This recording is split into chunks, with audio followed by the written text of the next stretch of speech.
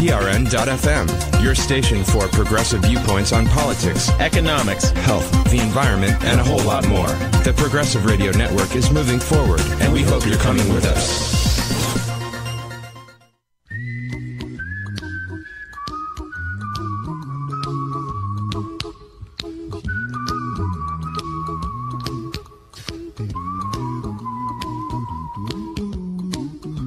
Live from New York City, it's the Gary Null Show.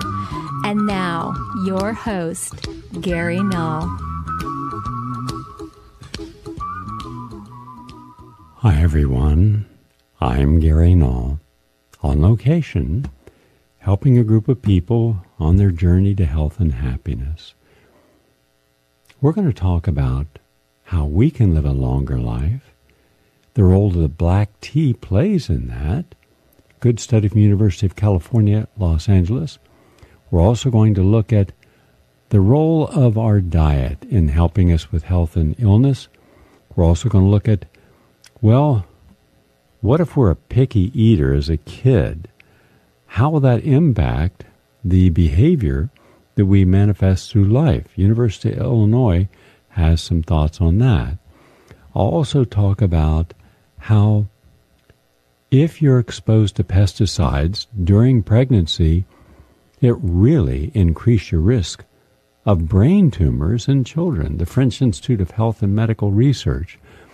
But why wasn't that done in the United States? Could it be that many of the departments of agriculture are funded by the big industries, big ag industries?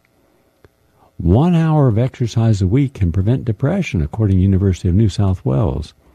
And also, we'll look at how red onions are effective at killing cancer cells. This is the University of Guelph in Ontario, and a lot more on health and healing. And then today I was counseling a academic who happens to be African American, a person who has a background in history, and out of the clear blue, he said that he's at the retreat I'm doing. He's part of our WBI audience, and he said, I wished I could listen because I really like those little history segments you do, because it tells us the truth that the history books, with rare exception, are not telling us. Are you going to ever talk about the Tulsa Massacre? I just mentioned Tulsa yesterday, but today a little more on why I think it's so important, and why I believe that we could recreate the Tulsa district of Greenwood and to make it into a completely new renaissance. I came up with this idea this morning. Now, it's just an idea at this point, but everything that comes into our minds should be examined for feasibility. I'll share it with you a little later and see if we couldn't do it in one town and then use that as a model, a template. And I believe it's doable. I absolutely do. So we're going to talk about that. I didn't have time to do everything I wanted to yesterday on the Crusades, so I'm going to share some additional insights on why we should consider some of the great Muslim scientific advancements hundreds of years before the white Christians throughout the Eastern Europe area had even gotten water into a toilet. These people were practicing colon health at a level that most people wouldn't do today. But remember, they were considered heathens, barbarians, beneath contempt. I'll explain that, and how we're still making some of those mistakes today that we shouldn't and we can learn from. Also, if you remember back about a year ago, there was a big effort to promote the white helmets, and mainly on liberal media, including Democracy Now! And that's fine. If you believe that someone is engaged in humanitarian efforts against a terrorist regime that's out there killing its own people, that deserves to be overthrown like Assad, then promote it. But what if you're wrong about all of it? Assad wasn't killing his own people. In fact, The White Helmets were engaged in genocide and supported and funded by the United States, Great Britain, to the tune of over $100 million a year. But now the truth has come out. We were the only program that had the reporters on the ground, like Beasley and others, who were nowhere to be seen in the mainstream or liberal media. And they called them out. We called them out. But now there's a lot of evidence. Now that they're no longer in East Aleppo, an independent team of journalists went in and they filmed what the world has not seen until today. So today, you're going to have an opportunity to see the truth about the terrorist organization that was given so much love and attention, the White Helmets. And then ask yourself, do any of these liberal pundits, the queen of the liberal Nile, the empress of the left, do they actually have the quality of character, the honesty and decency to come forward and say, on this topic, we were wrong. We were promoting fascism, imperialism, neoliberalism. We were supporting Hillary Clinton, Barack Obama. For our own ideology, we were wrong. I hope they do.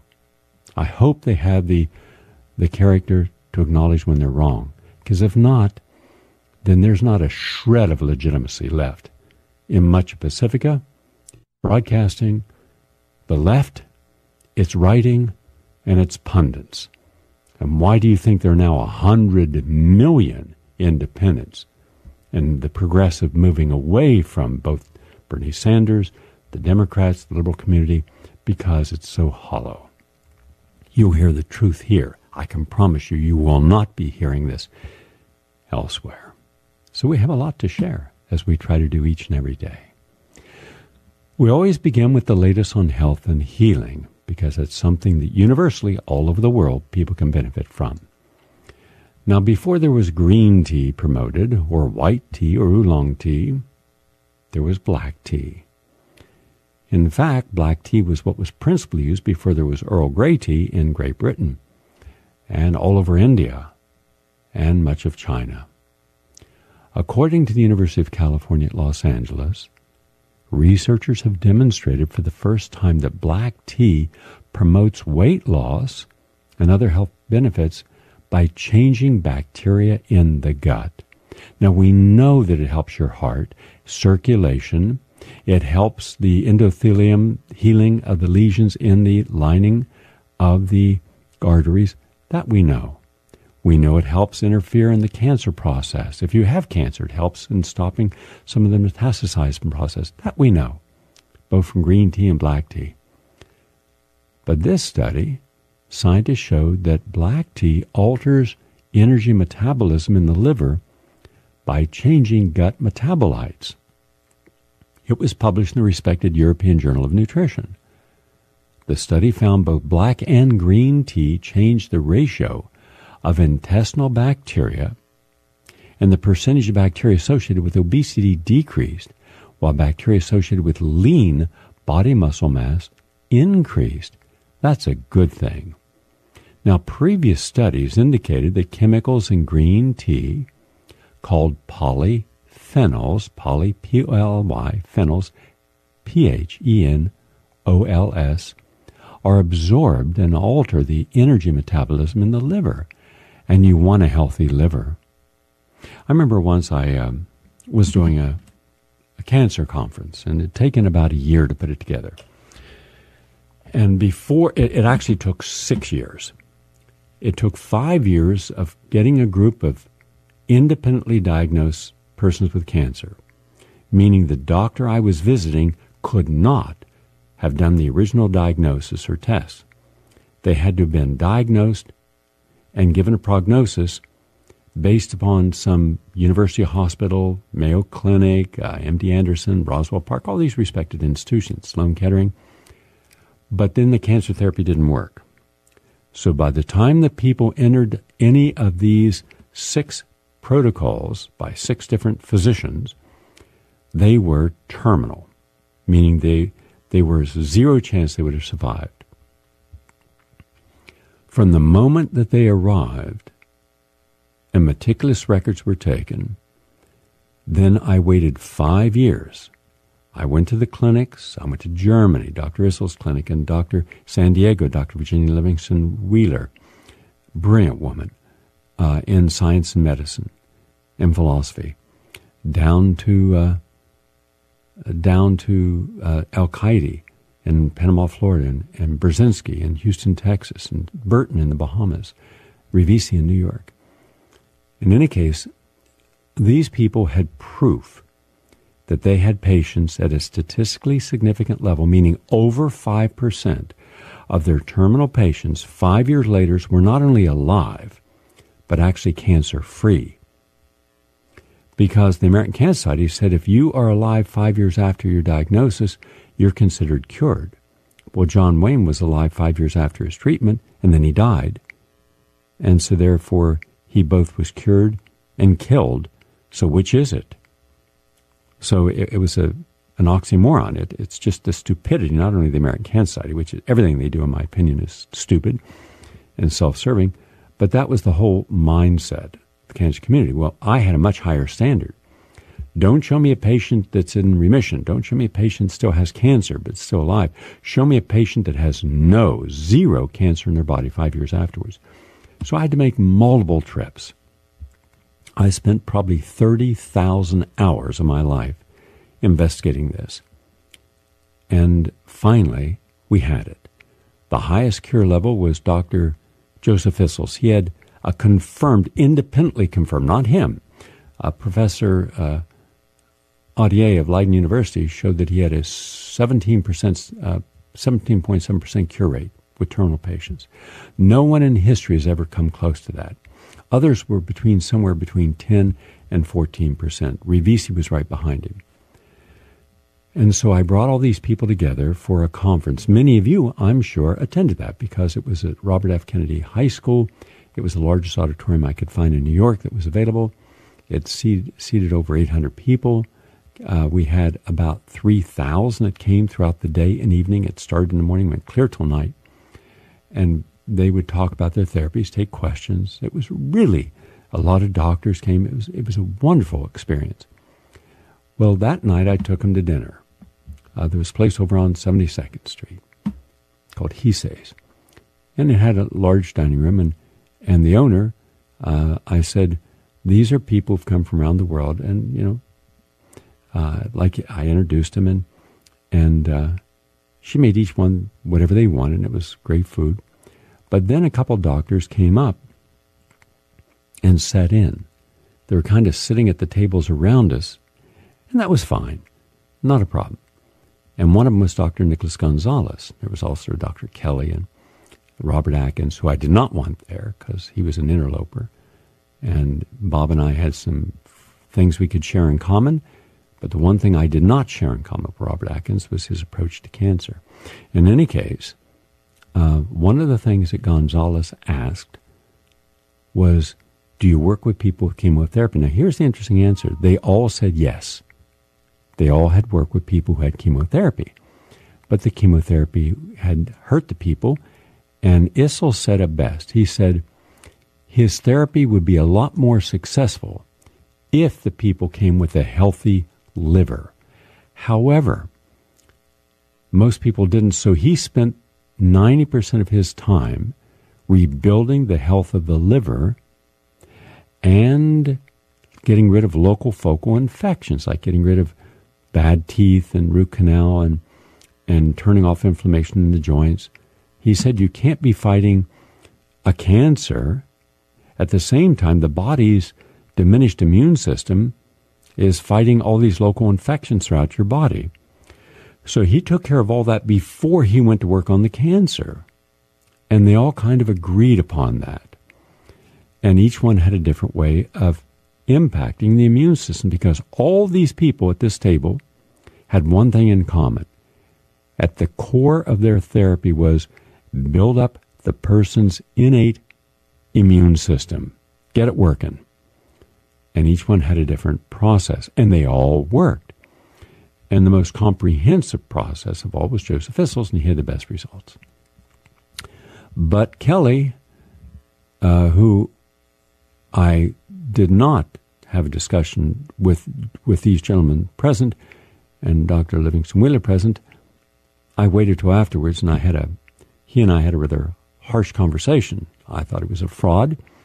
I won't get into that now, and therefore that Nicholas Gonzalez was starting with, my belief, a false premise, and I've held that to this day. That does not mean I did not have a professional relationship with him, and because I believe he also helped, and know that he also helped save lives. But he had a rough time if you had cancer and had any liver assaults such as chemotherapy.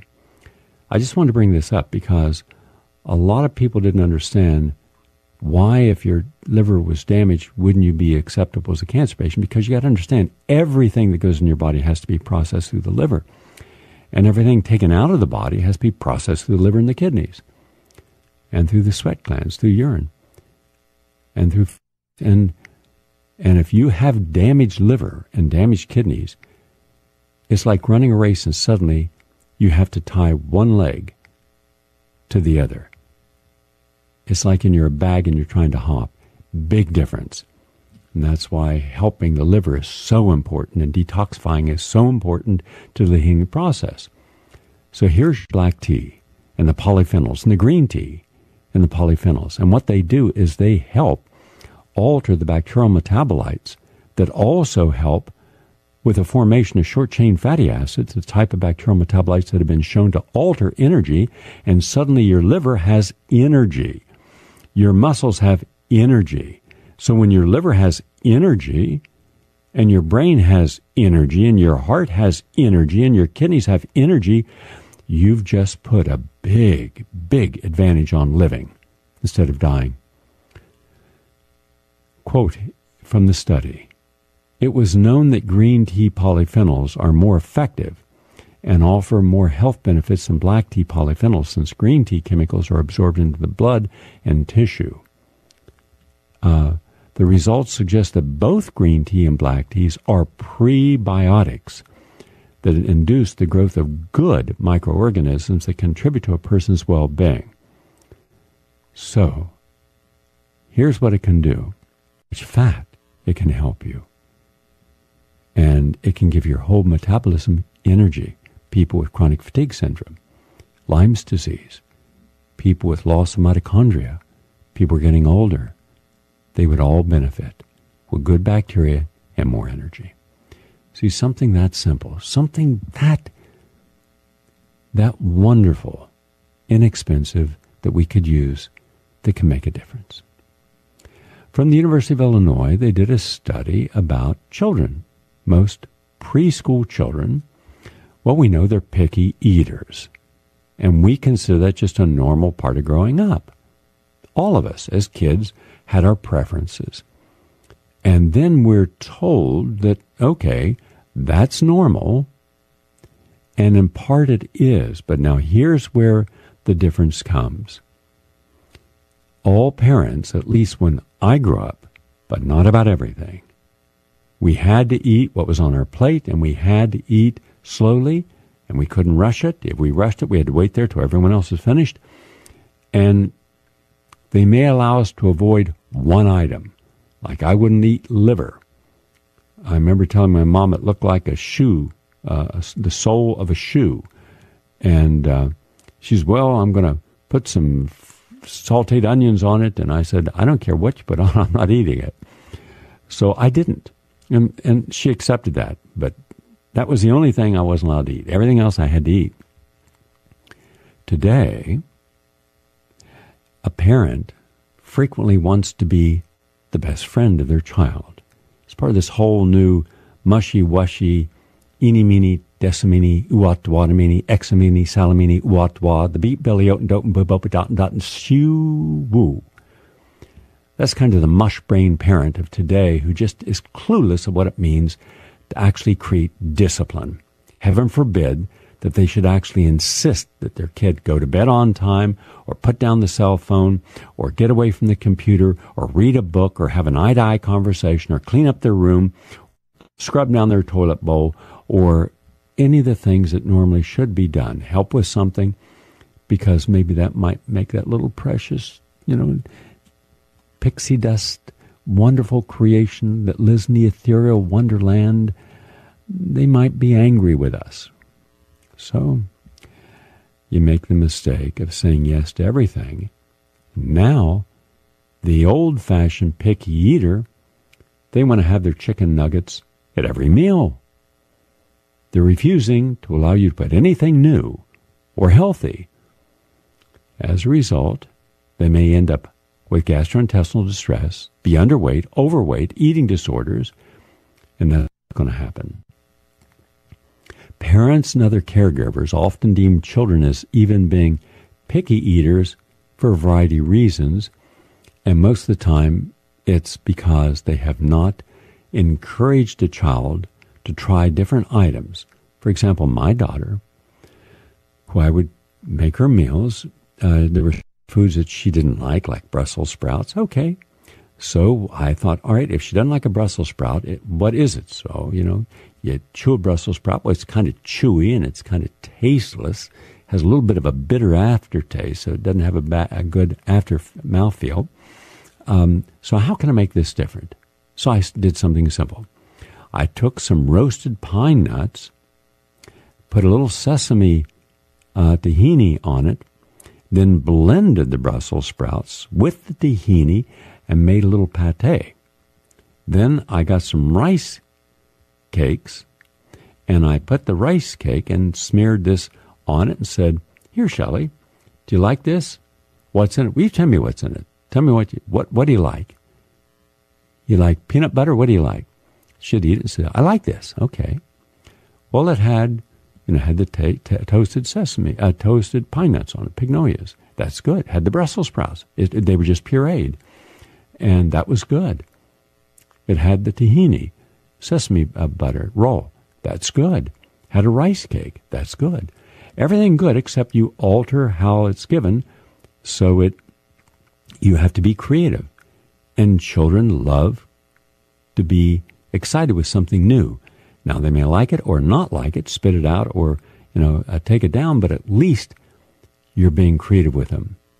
So don't assume because they don't like something that they won't like it if you put it in other ways. All the time, I'm asked by people I counsel, well, they're a finicky eater and they're not going to like this and they're not going to like that. What is their favorite flavor, I ask them. Well, they like chocolate. Okay. Then let's take everything they wouldn't eat, everything, and throw it into a blender, into a smoothie, and put in some raw cacao or chocolate powder. They'll taste the chocolate, the mouthfeel, the aftertaste. They won't taste the other items unless they're highly sulfured. They'll taste an onion or garlic, but otherwise they're not going to. And you get it down. Oh, I hadn't thought of that. Okay, now you got it. So that's one way to get people who are limited in their diet or don't like a lot of things, but they need to get the vitamins in them or minerals, throw them all in a smoothie and blend them up. That's how you do it. Because if you allow your child to be a, quote, picky eater today,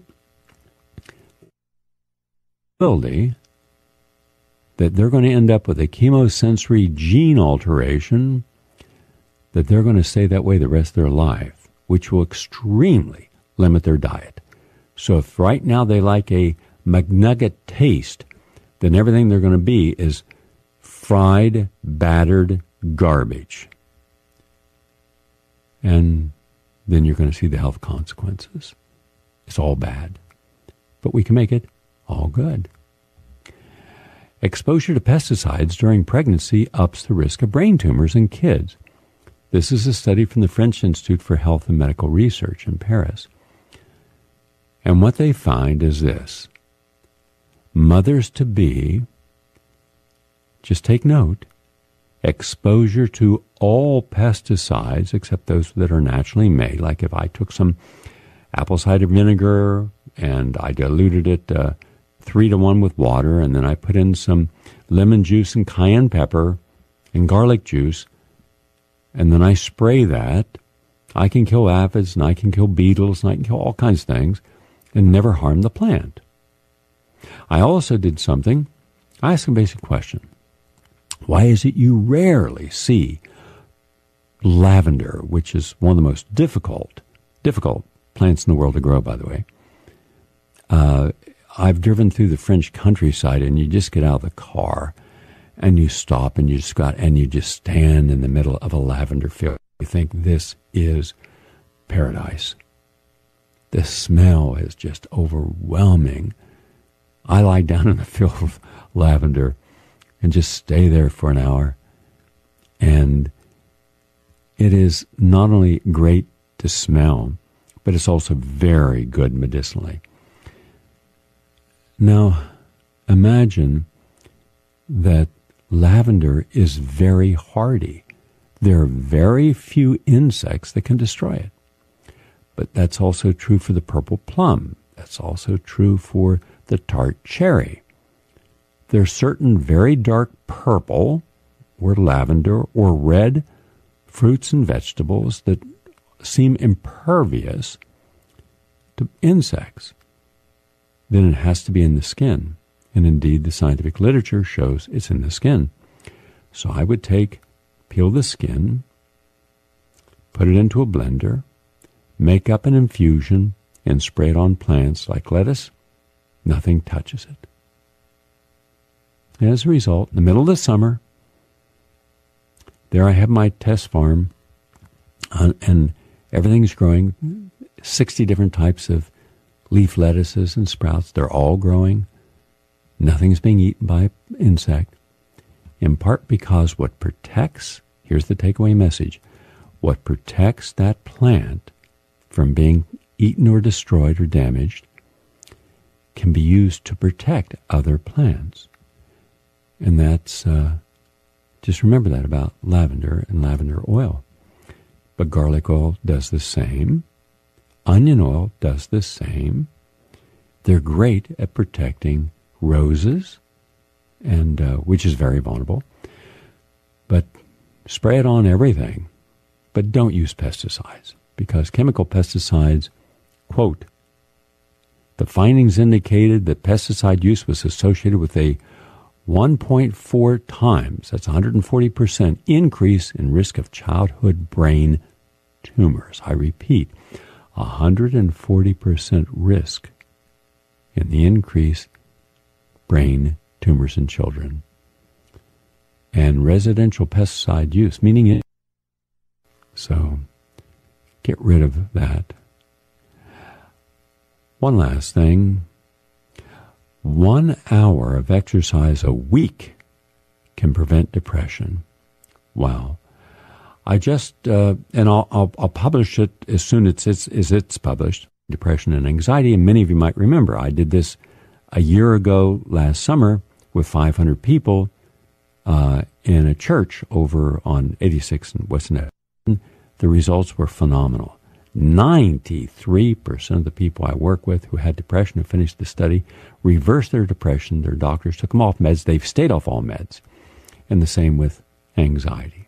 And in there, I talked about the significance of exercise as one of the approaches. This is from the University of New South Wales. Quote, a landmark study has revealed that regular exercise of any intensity can prevent future depression, and just 1 hour can help. Published in the American Journal of Psychiatry, the results show even small amounts of exercise can protect against depression, with mental health benefits seen regardless of age or gender. In the largest, most extensive study of its kind, the analysis involved 33,908 adults who had their levels of exercise and symptoms of depression and anxiety monitored for 11 years. So that was good. That's a big study. But it shows you, and mind you, I was having people exercise an hour a day, and near the end of the study, 2 hours a day, hour in the morning, hour in the evening.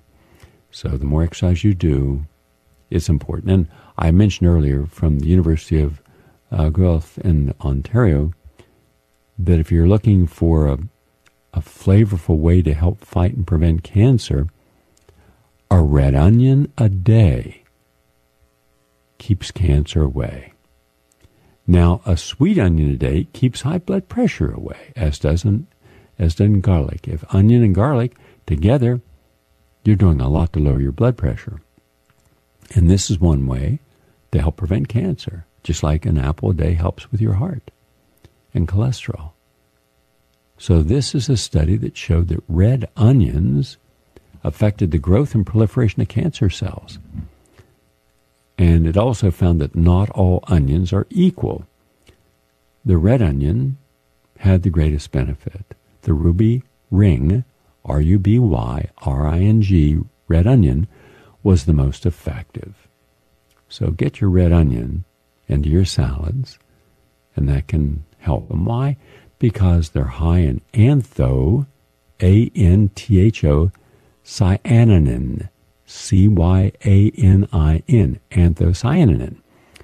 And that supports quercetin, Q-U-E-R-C-E-T-I-N. And in fact, they found communication between the cancer cells seems to be disrupted by the compounds in onions. And that can help fight and prevent cancer. So that's our health and nutrition segment today. We're 31 minutes into the program. I'm Gary Null on location, helping people. Please stay with us. My knees are shaking, baby. My heart, it beats like a drum. It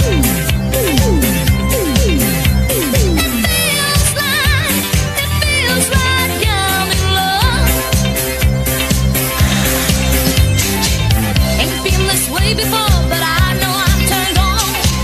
This time it's something, baby, I can't turn on. My knees are shaking, baby.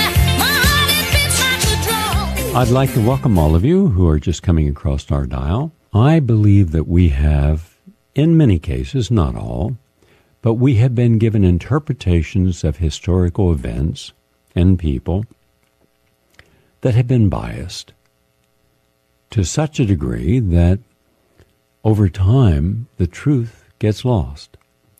And what I will do in short segments is simply try to provide some balance, a little deeper insight, and frequently what is missing altogether.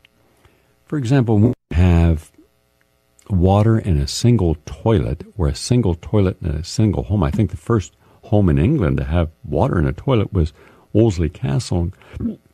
Cardinal Wolsey, the most powerful theologian in Christendom in Britain at that time, fell out with Henry VIII because you don't make a castle bigger than the king's. He gave it to him as a gift when he found out that the king was angry, but that didn't keep the king from killing him. And what made his castle unique was not necessarily its architecture, but the fact that it had a toilet with running water. Now, you didn't flush it.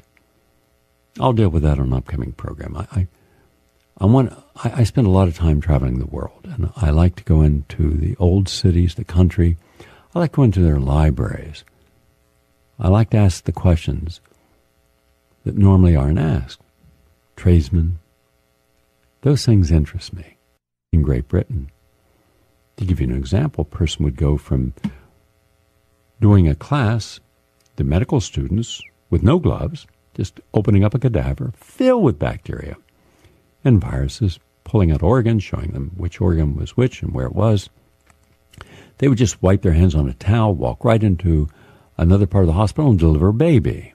And of course, what they did is they ended up killing the mother and the baby about 50% of the time, never realized something they couldn't see on their hand was creating these kind of septicemias and massive bacterial deaths. It would take a man named Semmelweis, but I don't have time today to talk about Semmelweis, but I will. At the same time that they were doing that, you had people in the Arab culture who were understanding natural hygiene and cleansing the body, cleansing the hands, that are the primitives. Reality check. You had in the Arab lands libraries and colleges that taught total world cultures. European, Chinese culture, Indian culture, not just Arabic culture. They acknowledged that wisdom was found in all cultures and civilizations. That was not true in medieval Europe because medieval Europe was controlled by little princes, dukes, royalty, and the popes. And they were all competing. In fact, the Arab agricultural revolution was more advanced than any other agricultural system in the world except for the Chinese. They learned to do something no one else had. How do you irrigate, with new technology, deserts that can support large populations and grow food 12 months a year? They did it. Reduction and distillation in chemistry in the 900s. And all they had in Europe at that time was alchemy. They designed the first water clock in Toledo. They developed a trigonometry in astronomical calculations of fixed stars and moving planets. They created algebra, which was used as recreational and educational activity, which was founded by Al-Khwarizmi in the 8th century. They invented the decimal fraction. The first accurate determination of solar year was done in 860. They had highly advanced botanical sciences and inquiries into the natural world, giving rise to a systematic pharmacology that spread through the Islamic world. They knew all phases of plant growth. In fact, there was a very famous person at that time around the world. His name was Al-Dinawari, and he had a 6-volume encyclopedia on the medicinal uses of plants, and he had that in the 11th century. Now, that was not the first. There was one in Ayurveda in India, and there was one in China that was earlier. But these people had massive encyclopedias. Mind you, we didn't even know what most plants were until the mid-1850s, when our botanists and naturalists, like Audubon, who I mentioned the other day, would go into the wilds, write about species of plants. 1,000 years before, they already were using plants in other parts of the world. In the Middle East, they had highly advanced medical systems. They had hundreds of volumes of treaties, or what's called a treatise, that took the best of the world practices from Greece, Rome, China, India, and Persia into one. In the Middle East, they were the first to study toxicology and identify why certain metals like copper and arsenic and mercury were poisonous, and that was in the 10th century. They had a complete and separate discipline in surgery, and hence people were able to have their lives saved because they also understood which chemicals to use before suturing in order to minimize infections. They knew how to pack a poultice. Oh, by the way, in the South, during the Civil War, the Union soldiers had a high level of death from septicemia because they got shot with a bullet, it got infected, the wound infected, and they had to have the womb amputated, they bled to death, or an infection from the amputation. But a lot of people understood what their told them. Always take a little sack with you of bee propolis and wild honey, and something happens, you pack it in. And also in some families they knew about having a piece of silver, and they would boil the silver down and then pour that water over a wound. Well, that's colloidal silver. Now, you're not getting the same quality of colloids, but you're still getting silver, and that's a phenomenal natural antibiotic. Also, the treatises on eye care and correction of vision is based upon the laws of refraction. Now it's called Snell's Law, and it was done in the 800s. It did not reach the West until the 17th century. Whoa, about 9 years later. This was also based on Muslims' fascination and studies into the phenomena of light and how light functions. In fact, the first creation in the world of eye improvement lens was the Muslims. Agriculture for good ergonomics, for caring for plants, vegetables, herbs, trees, and shrubs, including grafting and treating plant diseases naturally. They did that. Very advanced in cartography and map making. In fact, a world map created in 1150 describing all the different climates and resources of the known world. And the first map of the New World they did in 1513. And when it came to physics, they found laws of kinetic and kinematics and dynamic motion in the 6th century based upon Aristotle's work. And much of the mathematics of motion was studied by Muslims, which further advanced what Greeks had discovered, beginning with Baja's research into force in the 12th century, way before Newton's third law of motion. I could go on, but I'm going to take up too much time if I do. Anyhow, I just believe that we're not teaching our children true history of other cultures to give them an understanding. Now, were there negatives in that? Of course there were. And I'm happy to take time and energy to share with you the whole history of who created different genocides throughout history. That's a separate discussion. But do not denigrate an entire society as if somehow they were incapable of functioning when they were far more advanced than those who were attacking them, the Crusaders. Now I want to share a thought with you, because I believe that we should not just build a monument to the victims of the Tulsa Massacre. I believe, and I'm willing to help with this, I'm willing to contribute to this, time, energy, and money, if we can put together a whole new movement of Tulsa. Bring it all. So important.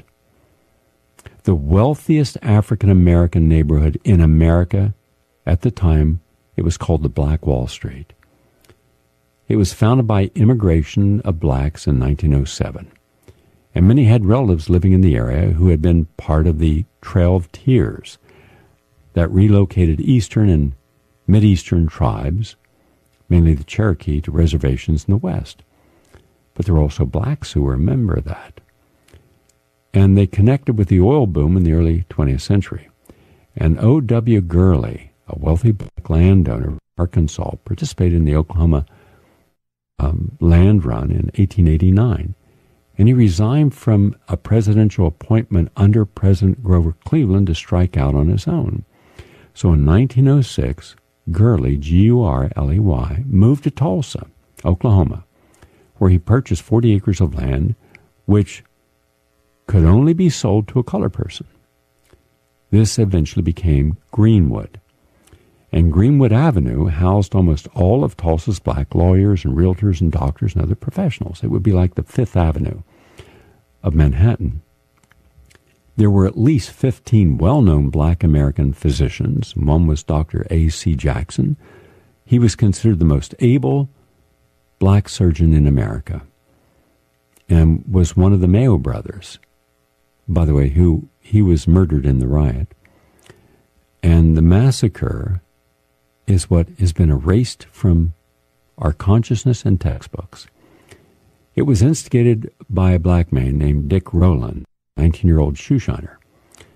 And he was accused of raping, but he didn't actually rape. It was called assault rape, the common word they used then, a white woman, elevator operator, 17-year-old Sarah Payne, at a commercial building. The truth of the incidents have never been determined. There's no written account from Page. And at the time, Oklahoma was in an economic slump, and returning black veterans competed with whites for jobs. And Tulsa had a large KKK membership. 3,200 members of the Ku Klux Klan were in the city of 72,000 residents in 1921. So fearing he would be lynched, and by the way, lynching was still very common in Oklahoma, later followed by about 75 other armed blacks, when word spread of armed whites joining in a standoff. And the founder of Tulsa's KKK chapter, a man named Tate Bradley, was present. And countered with a standoff. Someone fired shots. Some whites and blacks were killed, and then that caused an eruption into thousands of whites rampaged through the black community that night and the next day. It didn't take long. They killed every man, woman, and child they saw. They looted every building. They burned every house, every store. Police reports showed that the police actually joined the white mob. And the National Guard, who were there, fired machine guns into the black community. Eyewitnesses, in fact, one discovered in 2015 that a Greenwood attorney, Buck Franklin, watched half a dozen two-seater biplanes, those were left over from World War I, dispatched by the police, dropping burning balls of turpentine and dropping dynamite on Greenwood rooftops. The middle-class white families who employed blacks were also accosted by white mobs. If you had a white working for you, you would have your house burned down, you would be beaten. Within 24 hours or less, the riots destroyed. There were a minimum of 300 killed. That's a minimum. 800 were admitted to hospital, but they were mainly whites because they had made sure they burned down the black hospitals. 6,000 blacks were arrested. 10,000 blacks were left homeless. The property damage was $1.5 million in real estate and about $750,000 personal property. Today, that'd be about $30 million. And yet that incident has been erased because it would have shown that what you had was a completely racist society that blamed the blacks and allowed the whites to engage in mass murder. Now, I could say a lot more about this, but time does not permit. I'll simply say this. What if we, the American people, didn't put up a monument, but rebuilt an entire community and showed what is possible to reclaim what was the ideal model of what a black community could be? They had no crime. They had high education levels. They had some of the highest quality education in America. They were highly literate. They were progressive. They were spiritual. You couldn't find a better community in America. Why not think of what we could do today to show that you can reclaim an entire community and bring it up to its highest level of education and social acceptance, tolerance, and decolonization. I'll be filming out there soon, and I've been there, and boy, it's not what it was, because they never allowed it to be rebuilt. Just a thought for you. We're going to close out our program today by playing you part one of Finally the Truth about the white helmets being exposed. This is the truth, not the garbage you've heard elsewhere. Please listen. The world's most photogenic rescuers. When the saints go marching in. They were founded to save people and film themselves doing so. They claim to be first responders, firefighters, medics, rescuers, protecting people in the Syrian city of Aleppo. Well, that's what they claim. The people of eastern Aleppo tell a very different story. There were many people buried alive. The white helmets would come to save their own, and if they found civilians, they might help, and they might not. The video shows them helping the people, but they only help their own. Rebel fighters, their relatives, those close to them. The last thing they cared about is civilians. Those who went through the siege of Aleppo, those who saw the white helmets in action, they describe what's a far cry from help or rescue. Whenever food aid was brought into East Aleppo, the white helmets and the rebels would take it all for themselves. They give us nothing, not even bread. Life in the city under siege was tough. Jihadists wouldn't let civilians leave. What little food remained was hoarded by rebels and sold to civilians at exorbitant prices. People did anything to survive, prompted by those boasting of help. They would bring cameras and explosives, something to destroy, for example, this building here. They'd find people in the streets and promise them money or food to say whatever they needed. Why did they do this? Look, I have 9 children. We didn't leave the house, and they only gave us bread. But they promised food and money if people said what they wanted, that the Syrian army bombed us. The white helmets were at the fore of the media's coverage of the Battle of Aleppo, the voice in what was being branded the destruction of the city by the Syrian army.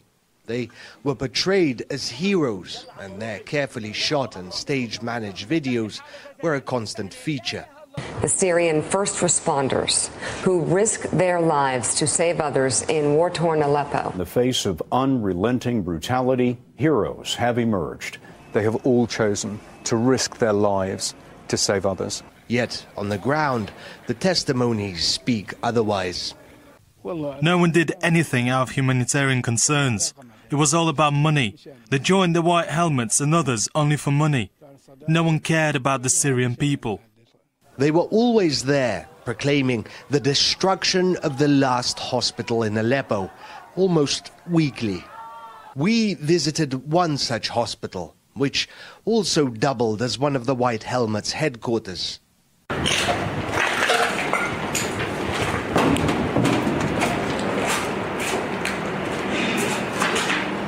Syringes, medicine, and bandage wrappers were everywhere, even a white helmet.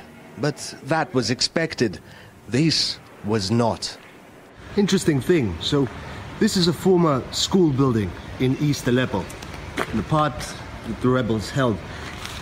It was converted, taken over by white helmets, into and turned into a hospital. And over here, you have a hell cannon, something that's almost exclusively used by rebels. You can also see that they hid it away from jets. They hid it under a roof so that aircraft wouldn't be able to see it. This hell cannon in the middle of a hospital. We decided to look around. The artillery in the yard turned out to be just the tip of the iceberg. Here's what you'll find in one of the rooms of the former White Helmets headquarters here in Bustan al-Qasr, Aleppo. Bomb elements, fins as well as detonators, hundreds and hundreds of empty bullet casings. This was, by all appearances, a weapons factory, a bomb-making factory. Over here, shrapnel. This is what they put in bombs to cause horrendous casualties. Over there, you'll see an industrial mixer. Again, what they use to mix chemicals and gunpowder. And this is just one of the rooms here in this so-called hospital. This former school, by all appearances, doubled as a munitions workshop. Or rather, a munitions workshop that doubled as a hospital. Here's another classroom, or hospital ward, if you want to call it that, in this former White Helmets headquarters. Much heavier stuff, rockets, as well as shells, large caliber. This is the stuff they used to shell western Aleppo. You can see they made the shells themselves here. over in the corner, gas canisters used for making bombs. This isn't incriminating evidence, and the white helmets made no comment on the matter. But locals describe a cozy relationship between the rescuers and the fighters. Tomorrow I will conclude with part 2. Sorry, remember, I'm out in the country, so there may be on any given show some periods where there might be a little static, a disconnect, because I do not have a good internet connection, but at least you're getting hopefully enough of the information. Here's the takeaway line, and then we're going to end our show for now. The White Helmets are a terrorist organization. We, the United States, have been funding them. Our national security agencies knows that they are terrorist organizations. In the next part, you'll see how they have been participating in killing people, using the same children over and over and over again, and we will prove that in different towns as if they rescued them, and they have had hundreds of millions of dollars. And yet, many programs on the left have bragged about them, promoted them, and no one has done their homework. We have, and we will continue to show that this is a completely corrupt organization, as are the government agencies that are supporting it. But then again, with Nikki Haley, who's our U.S. ambassador to the UN, yesterday, in one of the most shameful episodes in American UN history, the UN unanimously, except for a few people, including Saudi Arabia and the United States, and I think United Arab Emirates, they refused to condemn killing of gays. You would think that we would have the understanding that if we're doing business with a country that is killing gays, that that's a human right issue. And yet we, under John Kerry, got Saudi Arabia on the Human Rights Commission. It sounds bizarre? You bet. Is that somewhere in the mainstream media? No, it's not. And it should be. But we're going to bring it there. We're going to bring more on this story of the White Helmets being a terrorist organization that we support on tomorrow's show. Thank you all for listening. Look forward to sharing more on our next program. Have a nice day.